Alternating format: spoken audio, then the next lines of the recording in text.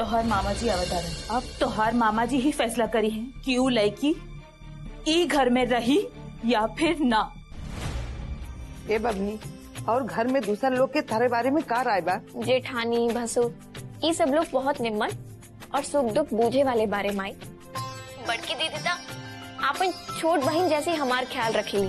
तू आज जे कैले बारू ना श्यामा, एकर परिणाम तहरा के भुगते के पड़ी। चुपचाप मुंह बंद करके भीतर के दरवाजे से अंदर चल जाओ। तनिको भनक लगल के होगे ना तो तहरा के कोई न बचा पाई हमरा हाथ से।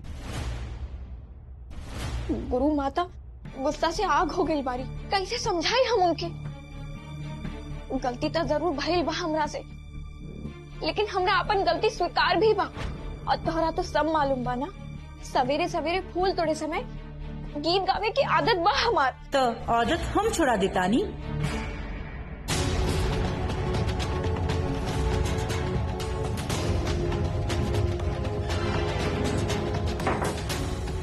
तोहर इतना साहस, हाँ?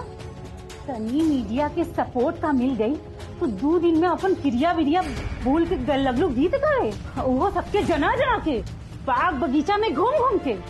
हाँ, दिमाग उतला गई बा का रे तोर? हाँ, केहू सुन ले तब, अगर केहू जानल अनजानल सुन ले तब का बुझाता हमरा की। तहार ही रंग ढंग देख के साफ समझ आवता तू ठान ले ले बाड़ू कि तू दुनिया के बता के रहबू कि तू रूपा रानी बन के गीत गावलू। का इहे बानो तोहार प्लान? हाँ, अब बहाना आदत के ना गुरुमा, बिल्कुल ना। आपके तो सब मालूम बा, बच्चा से हमार गीत गावे की आदत रहे। आप हमार विश्वास करिए, हम जानबूझ के नहीं खे गए, बस तनी मन में गावत रहने। अगर हमरा मालूम रहे कि पूरा परिवार उठ के चल आई था। मन गला फोड़ फोड़ के गावत तू कहा तनु मन में गावता। गुरुमा, हमरा तनिको भनक ना रहे इतना कुछ हो जाए, लेकिन साचो कहता नहीं हम केहू हमके गीत गावत नहीं के देख ले। आप मान विश्वास करी। विश्वास तहार इस रंग ढंग देखला और सुनला के बाद सुन लो श्यामा, अगर तू सोच ले बारू कि तू रूपा के सच्चाई दुनिया के बता के रहबू, हमार बेटी के भविष्य चौपट कह देबू, तो एक बात याद रखी है, हमार बेटी के श्राप ना तो तहरा के जिए दी और ना मरे दी। और क्रिया तूड़े के पाप तो साक्षात कृष्णा भी माफ ना करिए तहरा। ना गुरुमा, ऐसे मत कही। हम अपन गलती के आपसे माफी मांगातानी और आपके फिर से वचन देतानी, अगर दोबारा कबो वैसे भाई दोबारा ही रहे श्यामा, पहला वे नहीं थे। याद बा पिंकी के दिया क्रिया खा के क्रिया तोड़े की हिम्मत कहाँ से आवला रे तारा में? हाँ, ई जे तू नरक भोगत रहल बाड़ू ना, ई तहार सब उहे कर्म के फल बा। इतना बड़का घर में ब्याह हो गई तो खुद के महारानी समझे लगलू।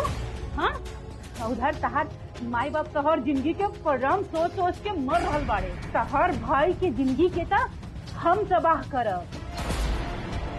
दवाई बिना तड़पा तड़पा के मारब।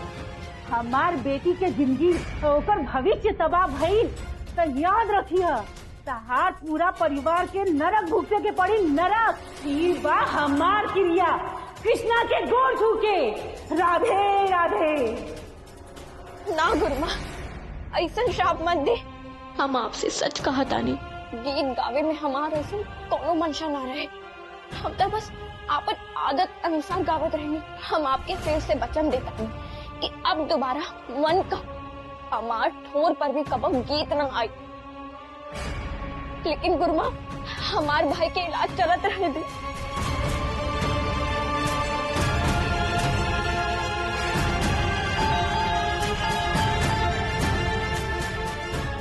जल्दी से आंसू पोछ जल्दी से। आप खड़ी रहो चुप चुप मार।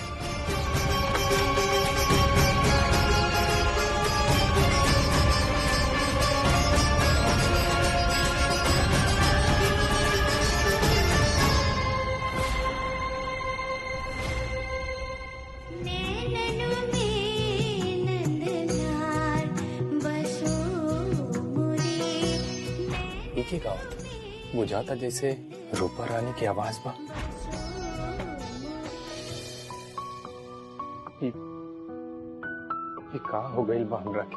हम बार बार रूपा रानी के गीत श्यामा से काहे रिलेट कर देले? जब ऐसा संभव नहीं खे तब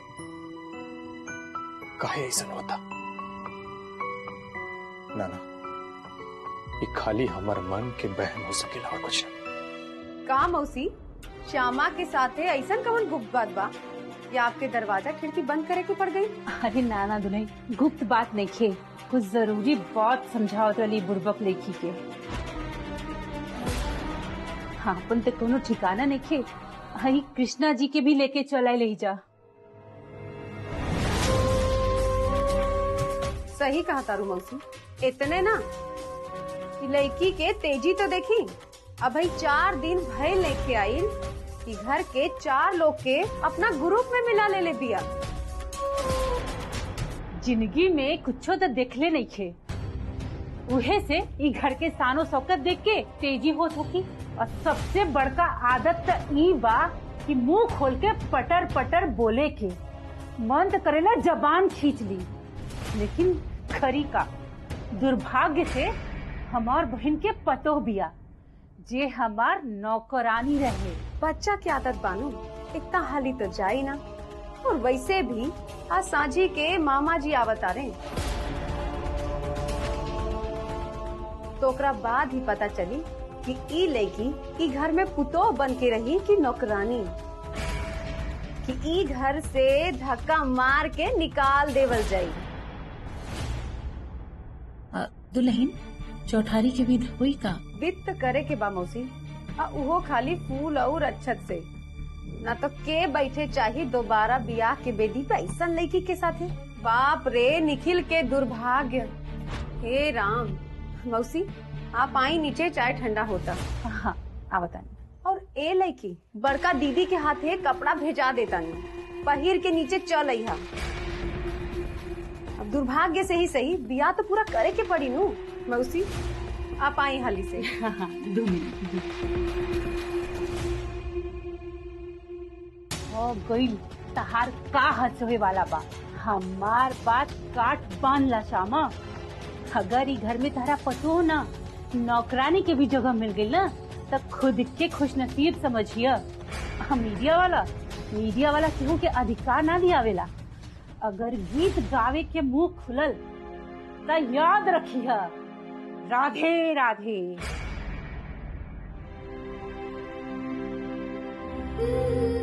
तहार नाम लेवे के ई फल ना कृष्णा, जरूर हम कोनो पाप कैले बानी, महापाप।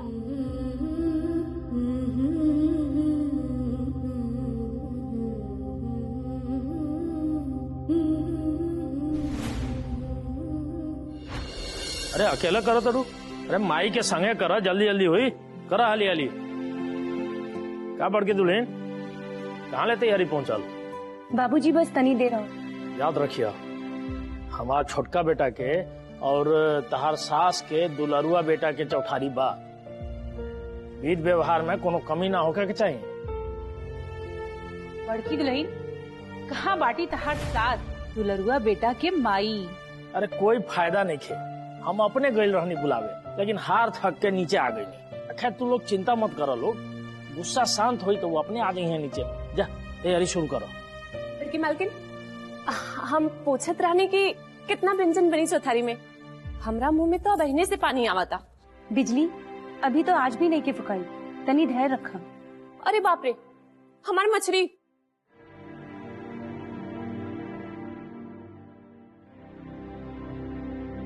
सुनो, एक बात का ख्याल रखिए, ठीक 11 बजे तक सब कुछ तैयारी एकदम खत्म हो जाएगी चाहिए। 11 बजे के बाद श्यामा के हाथ में भंसा भात के जिम्मेदारी सौंप देवे के बाद ब्याह के कुछ तैयारी भइल की ना। अब पंडित जी के केहू कुछ कहलक की ना, कम से कम एगो ब्याह तक निमन से होके के चाहिए। बाबूजी तैयारी पूरी बा। ऐसने पुतौ चाहत रहे हमरा। और हमार का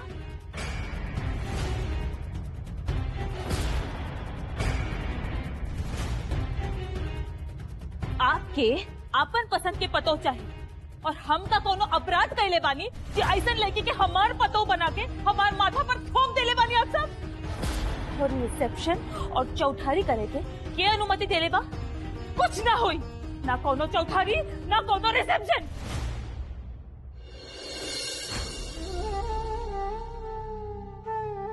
हे देव की नंदन, ये कृष्णा और राम के अंतरता आपके मालूम होगी। हमरा तो खाली बस एक ही बात मालूम बा कि आप ही कृष्ण और आप ही राम बानी। अब आप ही उनके समझाई प्रभु और सब अशांति दूर करी। मामा जी चाहे के हो, अगर हमरा ये घर से निकाले के फैसला करी है तो हमरा तो ओह मंजूर होगी। हम तो पहले ही कहले बानी कि हम ही घर के योग्य नहीं थे, लेकिन अब आप ही उनके समझाएं कि हम ही घर के भला ही चाहे नहीं, बुरा ना।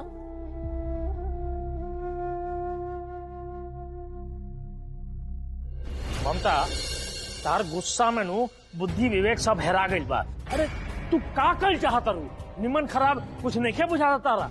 बुद्धि विवेक सब हमार ना आप सबके हेरा गइल बा और अब लोगन के बुझात भी नहीं थे, लेकिन हमरा सब सर्वनाश निमन से बुझाता।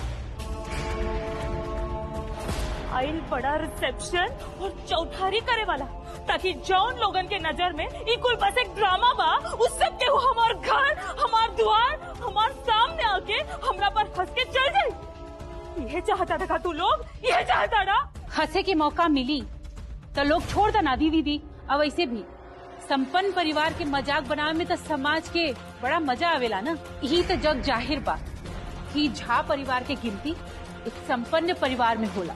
ऐसे हंसी और मजाक करे वाला के मुंह बंद कइल घरवालिये के काम बा, लेकिन तू लोग चिंता मत करो, समय अइला पर अपने आप सबके मुंह बंद हो जाएगी। केहू के मुंह बंद ना होई। ये कोनो दो चार मुंह के बात नहीं खे जी आपके मीठ मीठ बात सुन के मुंह बंद हो जाये। पेपर में छपा गई बा, पेपर में। और कर कुटुंब के मुंह बंद करे के केकर हैसियत हो गई बा जी आप सबके मुंह बंद करा दे।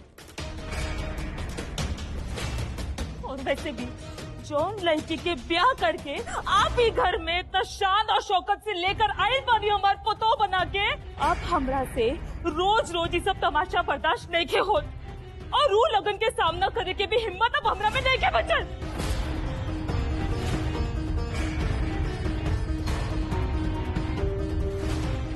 यही से कहता नहीं, ये कुल नाटक, रिसेप्शन, चौठारी सब बंद करा, कुछ ना हो यही जा। ममता, अपन मान सम्मान और बच्चा सबके मनोरथ खाती, इच्छा खाती अब इहो ना करबू। अरे का चाहत रू? बंद कर दी कुल। अरे जेकर बियाह भइल बा ओकर रिसेप्शन में कौन अड़चन बता रहा? अब हम जेकर खैले बनी ओकरा खियावे के बा। अरे 2 गो गाना ये रूपा रानी के सुन ले तो तहरो निमन लगेला नू, एमे का परेशानी बता रहा? और एक बात तहरा हम याद दिला दी कि ई जोन फैसला बा तू अपना भाई के हाथ में छोड़ ले रहलू नू। अरे तो भाई के आवे के इंतजार करो, हमरा हमार काम करे तो।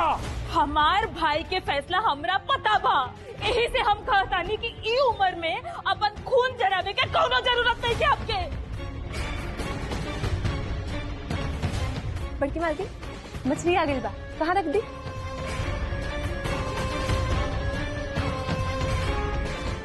रख दी नानी का। बिजली चला हमारे साथ है। बड़की दुल्हन, हमार रसोई में काम होके जाता वो हमरा से बिना पूछने।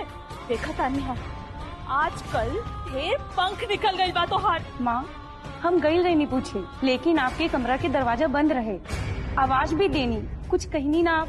दरवाजा बंद रहे तो 2 मिनट खातिर रुक ना सकेलू का? सीधे मालकिन नहीं बन जाएगू। हमार रसोई घर में हमरा से बिना अनुमति ले ले कैसे घुस जायू लेगी? हम दे ले रानी।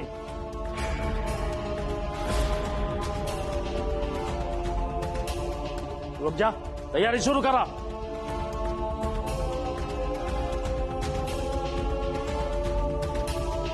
देखा ममता, चौठारी के बीच शुरू होके वाला बा।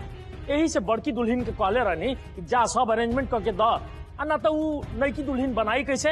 एमे अपना आग बबूला होके का काम बा? हमके तो लागत ना माई ये घर में सांस लेवे के भी पड़ी तो तोर अनुमति लेवे के पड़ी। अब बेटी पतो रसोई में अनुमति लेके जाई। अरे वो तो उहे काम करत है जमन करे ले वो, और कौन पहली बार करत है का वो?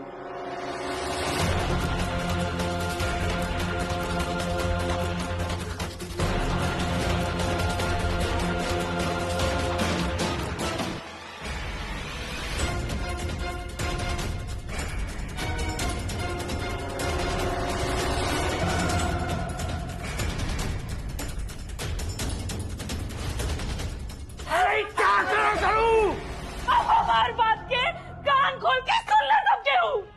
ऊ लड़की जे हमार खानदान के पतो बने के लायक नहीं के, जेकर हमार आगे खड़ा रहे के औकात नहीं के।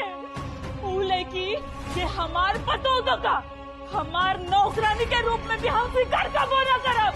ऊ लड़की जे हमरा एक आंख नहीं के भाग, वो लड़की जेकरा आप सब लोग जबरदस्ती हमार नाम जैसन बेटा के गर्दन पे बांध देले बानी। ऊ लड़की के हम अपन रसोई घर में कबो ना घुसे दे, कबो ना, कबो ना, कबो ना। अरे क्या तू?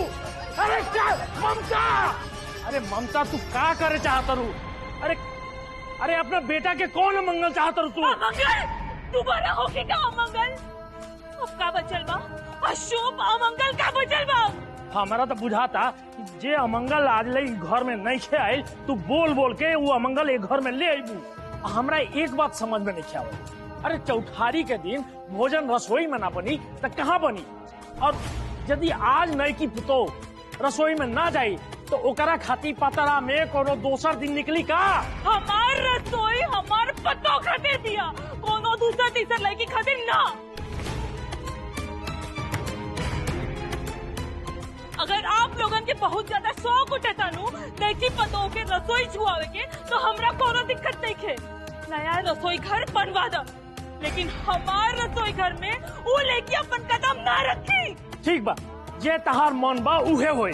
जे जे तू धैले बारू ना, वो एक दिन अफसोस और पश्चाताप पर ही जाके खत्म होगी। तारा भी मालूम बा कि तू चाह के भी वो लड़की के घर से ना निकाल पाईबू।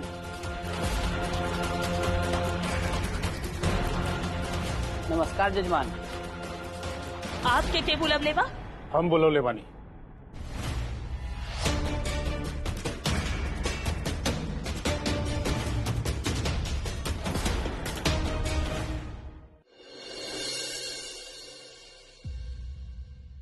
चौठारी के विधि खातिर हम बोलो ले बानी। निखिल, एक प्यास से तुम्हार मन ना भरल रहे, जे दूसर ब्याह के तैयारी होता। ये दूसर ब्याह ना भाई, अपन कुल समाज के रिवाज निभावता नहीं।